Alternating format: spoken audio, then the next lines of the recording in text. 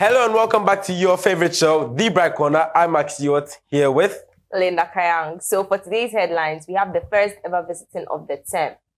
A Unite. And what he just said, the first ever inter. Welcome back to my channel. Actually, it's my first official video. Why do I keep saying welcome back? Don't worry. I'm still in. Don't worry. Yeah. So then, my first day in St. Brother Andre. So this is actually a hilarious story based on my complex. So then, I think it was a Wednesday morning. I don't honestly remember the day, but I'm just guessing that it was Wednesday because somewhere in the middle of the week. And then my parents called me to that room and they're like, oh yeah, we found a nice school for you called St. Brother Andre. And I'm like, I've never heard of it. They're like, oh, it's a Catholic school. And I said, oh shit. Because then like I heard that Catholic schools are like really, really strict. And then I'm the kind of person who is more don't chain me down. That kind of vibe. So then I was like, a Catholic school. Mommy, I cannot believe. But then still on that Saturday, we ended up going to see the school. But then before that, like the Friday evening, before the Saturday, yeah, my mom came into my room and then she was like, oh, I was surfing like the internet and I saw their YouTube channel and everything like that. And already I wanted to be a YouTuber. That was like my biggest dream. Like I'd been watching Brett Rivera for a while, Andrew, Lexi, yeah, them people. So then I really, really like the idea of doing YouTube videos. So I was like, fine, let me see it. And then it was Kofi and Elvina. Actually, Kofi was like my family friends. I knew him like, oh, that's cool. And then that's when I decided that when I came to this, I wanted to do TBC. And I didn't know how, but I just knew that I wanted to do it. Like, I wanted to be in Kofi's shoes because they're like, if somebody from like my mom's immediate circle, because then his mother is my mother's friend, if somebody from my mom's immediate circle can do it, why not I? So then I decided when I came to the school, I would get to do TBC. I just didn't know how. So the next week, after I came to see the school, the next week, I remember getting to the school the first time and they were like, okay, this place is actually nice. Because the buildings were giving me this kind of, like abroad vibe and yeah, that. But there were a lot of bushes and then that scared me because then I heard about snakes in SHS, scorpions and things that can just come like, can just enter the dormitory and see a snake. So I was terrified. Why are there a lot of bushes? And then I felt like there was no wall around the school too. So then what if like somebody with malintention just entered the school and then decided to start shooting at us and things like that. So then I was scared. And then they also had dogs at that time. And I don't know. I like dogs that I have gotten to know, but I don't like dogs that I don't know. You understand? So I'm technically, some people say I'm afraid of dogs, but I'm not afraid of dogs if I know the dog. You understand? So those are like the only thing that turned me off about the school. But apart from that, the environment and everything was beautiful for me. I like how the school was extremely quiet. And I thought, oh, Catholic school. They are probably threatening them to give them some absurd punishment and everything like that. And then we met Brother Eric. We spoke a little bit. So I think it was the next week or the next 2 weeks, Saturday, that I was supposed to come to the school. And then I remember stepping here for the first time. And we were driving to the boys' dormitory, throughout all the bushes and stuff. And then I saw my friend Papi, who was also from Queensland. I recognized him. He wasn't Papi by then, he was still John. So then I recognized his face. We kept going, got to the dormitory. And the dormitory looked very, very beautiful from outside. And I stood at the door and I saw the inside of the dormitory. I was like, honestly, because I had so much, it looked so beautiful on the outside, but then on the inside, I was just, this Paul kill me. That was my first thought. This Paul kill me. They will murder me. So, yeah, I remember trying to do hard boy. All my parents were talking, like, I wasn't giving them too much attention. So I was like, oh, Charlie, I really want to leave and things like that. Yeah, and then I finally saw them leaving me. And it's like, I don't know, my heart was chained to the car and then the chain just broke. That kind of I've been disconnected from them. Then for the next 3 weeks, I was supposed to leave in the school. I came when midterm was in 3 weeks time. I didn't come at the beginning of the term. So okay, it's just 2 weeks. Okay, it's just 2 weeks. And I'll see home. Okay, it's just 2 weeks. That's what I just kept telling myself. For those 3 weeks, I never used the washroom even once because then I was still too shy to use the washroom. And then I found that you had to bath with other people. And then that was off for me. Wow. Anyways. Yes, and that was my first experience in St. Brother Andre itself. I'm walking to the class, people are still staring at me. People are still giggling. That thing just makes me very, you see that feeling where you walk into a room and people are looking at you and giggling. That feeling, I don't know. it can break even the most confidence, but like, it broke my morale. It broke my morale. So then I said, vibe. I've come to the school, everything is nice, the classroom is nice. But then I realized that a lot of people were sleeping during the teacher session. I was very, very tired because I was not used to the normal waking up around 3-4:30 there. So I was tired and I saw people were sleeping. And then where I came from, the school I came from, you don't sleep in class. Sleeping in class is like deadly bad. Like you can't sleep, you're not supposed to sleep in class. So why are you sleeping in class? I was tired, like my eyes were literally watering, my eyes were red, but I was still looking at it. I was one of the only people who was still awake. I don't remember what class it was, one of the only people who was still awake. And the poster around me too, everybody was gone. And the boy just said, let me try it and see. Maybe, because the chat is not talking. The chat is not talking about the sleeping class. Let me just put my head down and see. And I put my head down. And for the past, for the next year, I was struggling to keep my head up in class. That's how fast it works, guys. So let me just tell you, if you're a student now with SHS, when you go and you meet the sleeping and you're not accustomed to already sleeping in class, don't start. Because when you start, you won't be able to stop, I promise. Hey, it took willpower to make me stay awake in class from that time. Promise you. So then, I think after the midterm, then we're just in class one Monday morning, I think it was after assembly or something. This new girl just walked inside, and she was laughing very, very, very loud, distractingly loud. I was like, who is this girl? And who does she think she is? Because next time, the girl sits behind me, continues laughing, continues talking. She keeps trying to talk to me, tell me I look like that I look like this one school standby that she has, and things like that. And then guess what? This girl was Linda Kayang. Linda motherfucking Kayang. The first time I saw her, I just didn't want to talk to her. She was talking too much. And I was still very new in the school, and I hadn't made a lot of friends, and she was just attaching to my friends like slime, and was vexing me because I'm very, very protective. I don't know why. I'm just like that. So yeah, that was the first time I met Linda, and then we became friends, and then we stopped being friends. Then we hated each other for a long time, and then we started working on the same plot, and then we became friends again, and then our relationship just started growing. So then that's how we really, really became friends. Then this is the reason why I got on TBC in the first place. So we're in Form 2 at this time, and then the Form 2 is supposed to leave. We're about to write our 1 year leave. So the Raymond was about to leave. So they're looking for his replacement. That time I was really, really close friends with Linda. Let's say I sit right here. Thelma is beside me. Thelma Mukuke, my friend, shout out to her. She's beside me. Then there's this other guy, Nana Kofi. Shout out to him too. He's in front of me. And then beside Nana Kofi is Linda. So then, we're a group of 4, always talking, always laughing, that kind of vibe in class. Linda laughs at everything that she just says. It pisses you off at first, but then you get used to it. Alright. Yeah. So, one prep time, I'm busily learning. I think I was learning. I learn. I promise I learn. Yeah. So, one prep time I was learning. And then, they were having this studio meet, all the studio members will go to the ICT lab, prepare David, and they'll be talking about how to, promote the channel, make TBC better. And then he mentioned Raymond's replacement. And then he asked Linda, who do you feel you have the kind of vibe and the person can also talk on camera and everything like that? Then the first thing that popped to Linda's head is Max Stewart. That was my big break. So he said, go and ask him if he wants to do. If he wants to be part of the prep corner, the studio and everything like that. Then she walks into the class during prep time. I'm just learning.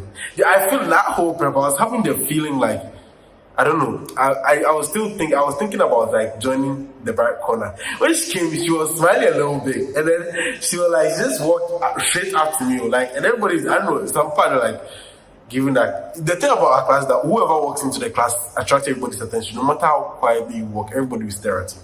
So then she walks up to me and she's like, do you want to do TBC? And at first, I didn't even waste time at this point because this had been my dream for a long time. They said yes, and I start to I start smiling. Then she's like, okay. And then she just left. And I had a lot of questions. But then she was going to continue meeting everything. She stood in the home. The boy said yes. That's how I started. So it started with me like sitting behind the scenes for most of them. So for most of their videos, I was behind the scenes, watching how they flow and everything like that, trying to, put myself in their shoes and everything like that. And then it was getting time for Raymond to leave. So then I had to start doing my own practice with Linda. And we had to do practice, but then I don't think Ike was in the studio at that time. So then we were only using the tripod stand, not the camera itself. And I don't know why, but I was shy of just the tripod stand. I was visibly shaking in front of the tripod stand, not the camera. That's how shy I was. You guys look at me and think, oh, Charlie, he's one of those people that it just comes naturally to. No, it doesn't come naturally to me. I don't think it comes naturally to anybody. You just have to get past your emotions and everything and actually work towards making what you want better, because then it's what you want. You know that you want it, you have to make it. You understand? So I had this mentality that I had to make it, I had to make it, I had to make it. So we had just gone on, I think, a vacation when I met them, and I had come back with a fade. It wasn't my fault, it was the barber's fault. So I had faded. And the school is deadly allergic to fade. Let me just, if you're going to fade by Andrew, just don't fade. Ever. It's bad. I still have nightmares and anxiety issues because of what happened to me because of that fade. I don't fade till this day. I promise you. I just do, okay, the taper is still a fade, but then I don't do the whole fade that I used to do. You can still see traces of the taper I did recently for my grad. You guys have graduated by the way. You've had a graduation. Yay. Okay. So I done my fade. I was on my way to school. My little friend wants to hear the story more. I was on my way to school. My dad was asking me, are you sure this haircut's allowed? And I was like, yeah, it's allowed, don't worry. Don't worry, it's allowed. It's allowed. Because if I didn't tell him that if I told him that there was a problem with me fading, he would have, I don't know, just exploded on the barber himself. So then, yeah, I just told him that, oh, Charlie, it's okay, it's allowed. I'm fine with you. Yeah, so I had faded. I came to school. Everybody looking at me like, hey, you're in trouble. But David sees me, but David says, nah, this haircut's not good. So let me just take it to the back. And then we had to go somewhere. We went to German ambassador. Yeah, for Ghana. This white man. Yeah.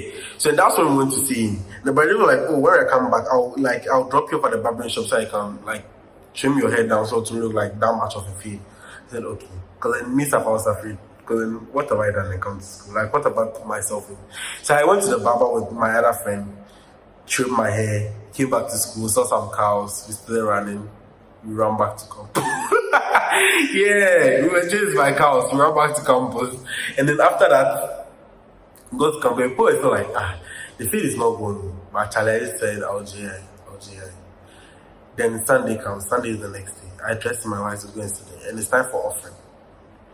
Then Brother Eric, the current acting headmaster, comes up to me, taps me on the shoulder, and then goes like, come, the headmaster is calling me.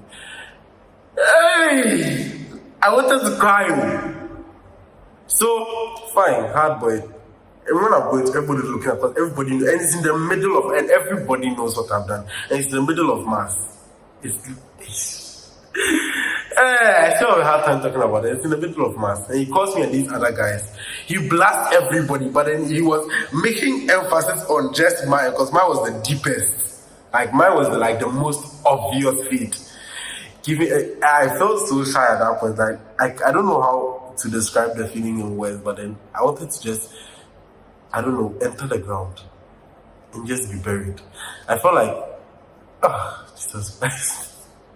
I don't know, I just felt hopeless. I don't know. I don't know ways to express it. So he calls this guy in our school, Samuel Saki, shout out to him, who also, had a shaving machine. I'm sad right now, I don't know why. So Samuel Saki had a shaving machine. Tell him that he should take the hair off. He should be he wants everything gone. So yes, someone Saki obliges. And I am Santo. So, yes, in the evening, Linda has finished laughing at me, she has finished pushing me in front of the hook. Like, we were supposed to enter together, like, emotional support kind of thing. Then when I entered, it's just passed me and went to the back door, went to sit down, and I just turned out, like, where's Linda? And I just looked and I saw her, I said, oh. The bitch left me in front of the whole class, and then everybody was just giggling among themselves, and I just went to sit down. I just didn't want to talk to her at that point because I had vexed. But then that was after we had shot our first video. Before that, before prepper started, we were all lounging in the studio because I didn't want to go anywhere. Bright was feeling sad for me, so he allowed me to stay in the studio like for some time and everything like that. I was like, oh, you know you have to go to prep and everything. So after the shoot, because we're supposed to shoot that Sunday evening. So after the shoot, that's how I didn't know I was going to shoot. Like at this point, I didn't know I was going to shoot. Like so then after the shoot, you have to go and everything. I was like, so we were there talking. And then Raymond wasn't coming. He wasn't coming for the shoot to happen. Then he called Brad and Brad were like, let's Mark shoot. And I was like, but David, I beg. Like, I can't do this. I beg you. But David, I can't do. Hey, what's begging this? I beg. I beg, but I told Barak I can't do it. They told, oh, we still have to do it, for the sake of the channel. So then I sat down. You guys are actually going to watch it. I feel like I wish I could like link the video, like if you see the kind of head I was carving in, you people. Okay, I said vibe. They finished posting the video. It's everywhere. I remember when they posted the video, literally came. I was in the classroom. They literally rushed in laughing. They posted the video. Come and see. I just followed them, even though I didn't want to see myself in that state. I was broken, guys. So yeah, that was my very, very first TBC video. And you can see how shy I was, and it affected me in the subsequent videos. So you see, like that first batch of videos, when I didn't even have like the blue and yellow shirt, I was like using my normal white shirt. You could see that I was down, like, cause I don't know, I just felt like I was an embarrassment in front of the camera. That's the kind of thing that I was put through because of this Santo. People shouldn't fade though. Even though you're going to Bala, just don't fade. I don't know about other ST, but just don't fade. If you fade, you are dead.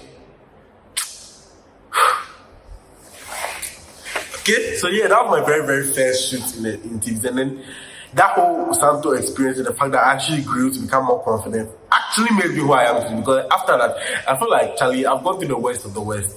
Being on camera in front of thousands of viewers, thousands of subscribers. And even though still being like myself, it didn't kill me. Then, as I say, what doesn't kill you makes you stronger. That's how I became the person I am today. That's how that Santo changed my life. Yup. So, our next segment is what led to the collapse of the background. This is where the tea is about to be spilled. You understand? We're about to spill some tea about Simba that most of you don't know. So, since I'm out of this, I can do this and nobody can do anything to me. So this is the actual behind the scenes gist. What happened behind the scenes before TBC finally collapsed? So Brad David was basically transferred to another place in Cape Coast. And he was the person who was basically fighting to hold up the studio. He was the one, keeping the studio afloat, and then he had left. But they were like, oh, we shouldn't stop, we should still continue, we can still continue the good work without him and everything like that. So they were like, okay, we can. We'll still force for the studio and everything like that.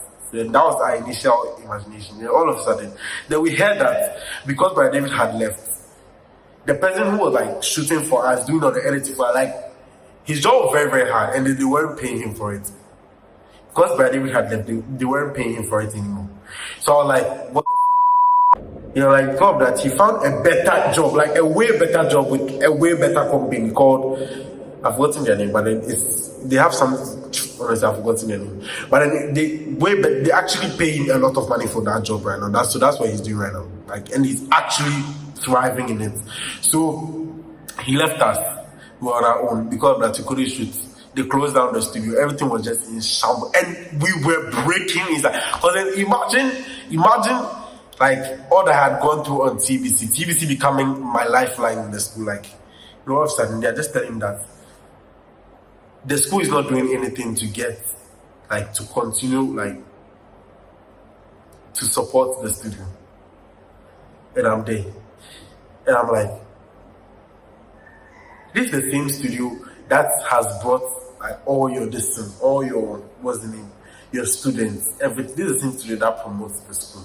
This is the same studio that I came to the school. It's because of the studio. I promise you, if not because of the studio, then Kofi and Elvina, that's why I wouldn't have stepped there in a million thousand years. And they were doing nothing to keep the studio afloat. So at least it was better for him to leave because in Charlie, nobody can be forced to stay in that kind of situation working for free. Because Ghana is hard. So yeah, that's what led to like us having to stop TBC and everything, and then Alliance become useless. Then they hired a new ICT teacher to replace Brother David, and then that's how the profile came about. The profile was not TBC, it was not TBC. That one day, it could have never matched up to TBC. In a million years, profile could have never been TBC, I promise. Never. Yes. So we had to do the profile, and then that one to be stopped. That one didn't really pay us because like our house wasn't really inside. Because Charlie, TBC for life. If I even get stuff, I'll go and do it again. So yeah, but I'll have you guys, my personal lovely viewers. We wrote Wasi and then we left the school. I missed you this one. Anyways, for the fourth segment, these are basically questions that were sent to me by my friends for me to answer on the channel because they really, really wanted to know. So big ups to those who texted me the question. Big ups to those who texted stupid questions that I couldn't answer on this channel. Like, you know yourself. You literally texted me yesterday and I insulted you again. So for our very first question, we have, at this point you pick basketball or football. Honestly, I'm not a sports person, so if I were to pick, I would say none. But then you have to make a choice. So I would say football because football is more bearable to watch. I don't know. I like football for the fact that it brings a lot of people together. I like football like for the fact that everybody gets riled up because like football. I like the energy that comes with football. But then for basketball, I don't know. It's like when I'm watching basketball, I don't know who to support. But then football, if Ghana is there, I know that yes, I'm definitely supporting Ghana. So I'm getting that kind of energy for Ghana. But then basketball is not really my nation's student. And then what gets me excited about sports is the kind of like energy that Paul puts behind the sport in the first place. So if I were to pick, I'll put football. I'll pick. I don't know if it makes sense. If it doesn't make sense, Charlie. Next question. Nike or Adidas? Nike or Adidas? Nike or Adidas? I don't think I really want, but then I mostly buy Adidas shoes because my dad likes Adidas, so then automatically, Charlie. If you come to my room, you see that like I have a lot of Adidas shoes. So yeah, it's Adidas. Then series or movie? Series. Because I feel like series is a longer term commitment than movies. Because movies is just you watch, you stop, they have to wait for like the next year for them to release. Then for series, like what so many episodes? Like the least number of episodes you can get for a series is 6 episodes. And each of them like 1 hour something minutes. So like 6 different movies. So you understand? That's why I like it because it's a longer commitment than movies. Old school English or modern English? I feel I prefer old school English because I've watched way too much Bridgerton. I've watched way too much Bridgerton for my own good. So then, yeah, old school English definitely. Baggy or skinny? Baggy. All Stars or Air Force? Air Force is definitely. Okay, can you share with me a series you have watched and what it has changed about you? A series I have watched. A series I have watched. And what it has changed for me? SEEC. So basically, this series C is like, it's one of my favorite series of all time. But like, it stars Jason Momoa, which is Aquaman, for those of you who don't know him by name. Yeah. It stars Jason Momoa and there's some other wonderful cast members. Sorry. And some other wonderful actors, thespians. That's what I just described. Thespians. Yeah. And it's basically the series about, like the whole world goes blind. And everybody does this best, like they move away from the modern, like the normal modern buildings and everything, and they start living in the world. They get adapted like with their side, develop certain like special abilities and everything like that. So, but then they can sense like way better, like they can literally hear somebody's footsteps from a mile away, sense somebody's lying and then things like that. So like the fact that they are different but about a different mentality. C is empowering to watch, because then how people work with their disability, despite the fact that everybody in the world is basically disabled, they still work with it and then thrive. They have better, like way better systems that we have now. Like everything there works in a perfect synchrony. And I feel like that's really, really amazing to watch, because then these people literally came from nothing and then they've made something of themselves. Like the whole world went into peril after everybody went blind, but then they were still able to succeed in whatever they did. Next question. What inspired me to start a YouTube channel? It's because of you guys. It's the fans. I think every YouTuber says that. But then honestly, I mean it's because of you guys. Even not for you guys, I wouldn't be the person that I am today. So if you could have dinner with any person, dead or alive, who would it be?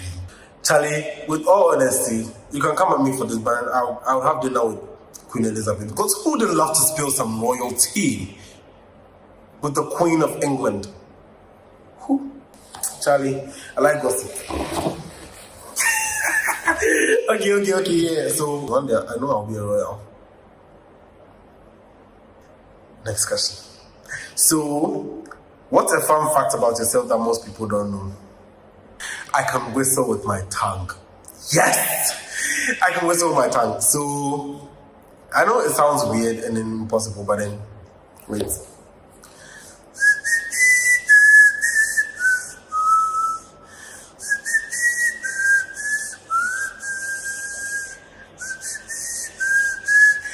So it's not like it's a natural talent. I learned it from someone. So do you have any unusual skills or talents? I feel like that's what I just expressed to you, my ability to whistle with my tongue. What goals do you have for your YouTube channel? Okay, next question. What goals do I have for my YouTube channel? So I really want this to become a big thing. I want to become a household name. Yeah. Apart from TBC, I want my name to be known somewhere else. Like, I want to be known as, yo, Maxi, oh, yeah, I know that guy. Yeah, Charlie, he has a nice YouTube channel. Yeah. So, where do you see yourself in 5 years? I see myself on the red carpet somewhere, not in Ghana. Probably not in Ghana. 5 years is a pretty long time to become a big person. And I feel like I can become a big person in 5 years. With you guys' help, of course. You guys have to like, subscribe, share this video to everybody, and then hit my comments. Hit my comment section with like all the crazy experiences you all had in seeing by Andrea as well and everything. What's your favorite book or movie and why? So my favorite book, I'm picking book. My favorite book is Innocence by Dean Koontz, and then I don't think it's ever going to change. But that book is revolutionary. So what's your go-to meal or snack? Gasok.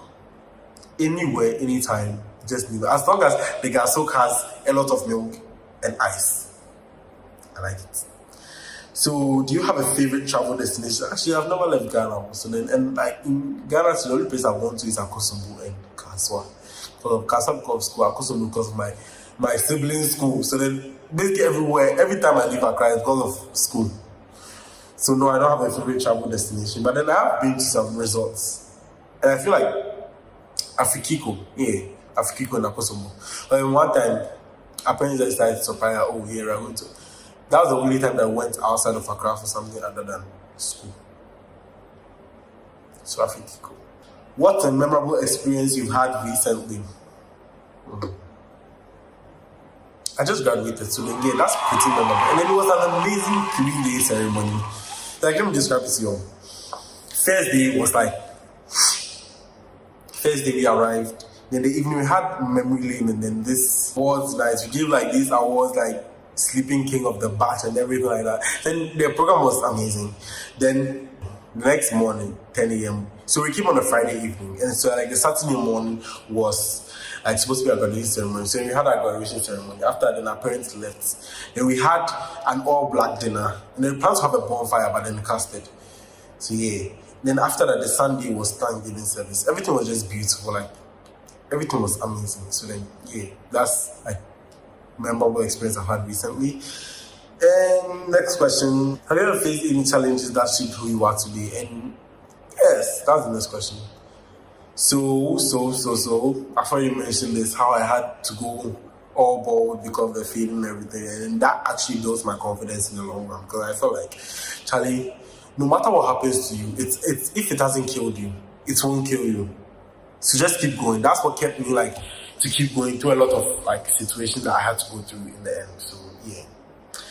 Then okay, this one should be on the stats, but like, what's your name and where are you from? Hello, I am Maxi Watamonko from Teshi. Yeah, can you Jimmy?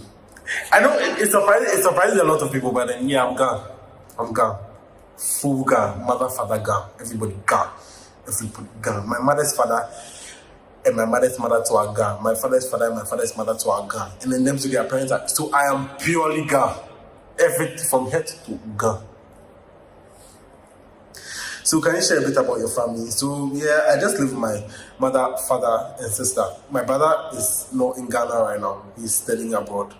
So yeah, that's all I can share about my family. Continue. So, what's your most unpopular opinion about the world that not many people agree with, and why you think that?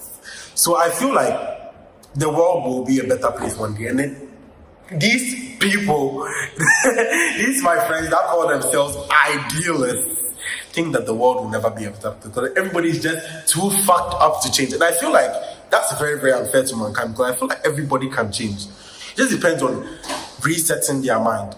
That's all that counts. Resetting your mind to make sure that yes, you are the kind of person that you want to see other people being. I don't know if it makes sense to you, but it makes sense to me. All you have to do is make up your mind to change, and you will change. When you change, everybody else also make up their mind to change, then the world will be a better place. But you just have to make sure everybody make their minds change, then the world will be a better place. You see, it's simple logic, but they don't agree with me. They feel like nobody will ever change, but I still feel like everybody will change. People become better people. Yeah. So, if you had to live in an era from the past, which one would you live in, and why would you live there? So, I feel like right now we are being too pumped. I want to experience how our forefathers felt during the slave trade. I don't know why, but then I've always had this thought that I want to experience how it was to live in bondage.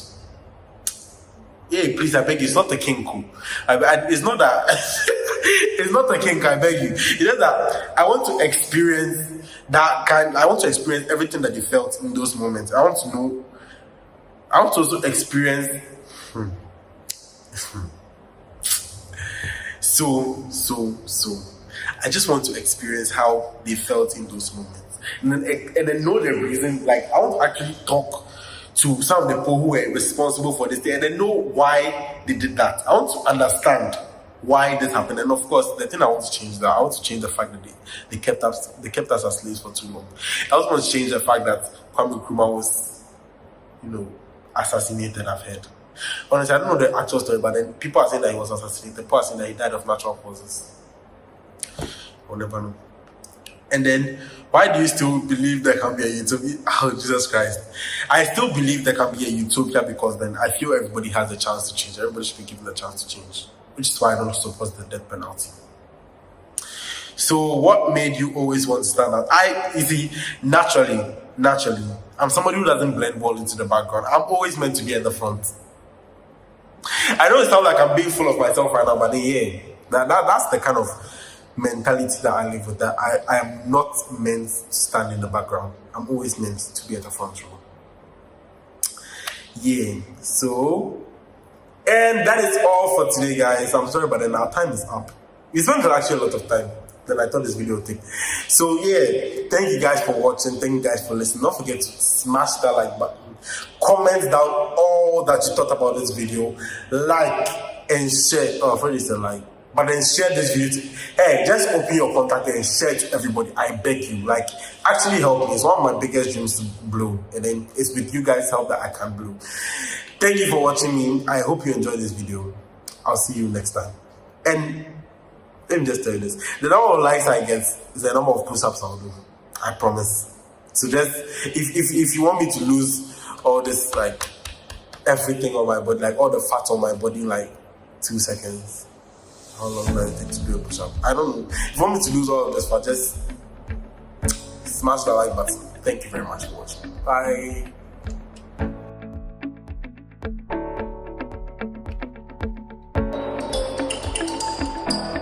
Hello?